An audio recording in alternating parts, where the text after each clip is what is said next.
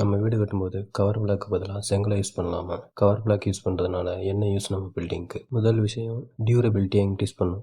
அதாவது ரெயின்ஃபோர்ஸ்மெண்ட் பார்ஸை ஏதாவது chemical reaction, ஈரப்பதம், சுற்றுச்சூழலில் இருக்க இந்த மாதிரி பிரச்சனையிலேருந்து பாதுகாக்குது. ஏதாவது ஃபயர் ஆக்சிடென்ட் நடக்கும்போது ரெயின்ஃபோர்ஸ்மெண்ட்டுக்கும் அவுட்டருக்கும் ப்ராப்பரான கவர் இருக்கிறதுனால, அதாவது தடிமன் இருக்கிறதுனால ரெயின்ஃபோர்ஸ்மெண்ட் பார்ஸ் ஹீட் ஆகிறதுலேருந்து தடுக்குது. இதனால் பில்டிங்ஸோட லைஃப் ஸ்பேனும் இன்க்ரீஸ் ஆகுது. கவர் பிளாக் இல்லாமல் சும்மா பில்ட் பண்ணும்போது நிறைய கிராக்ஸ் வரும். அதாவது ரொம்ப கம்மியான கவர் கொடுக்கும்போது கம்பிக்கும் காங்கிரீட்டுக்கும் ப்ராப்பரான ஒரு grip இருக்காது.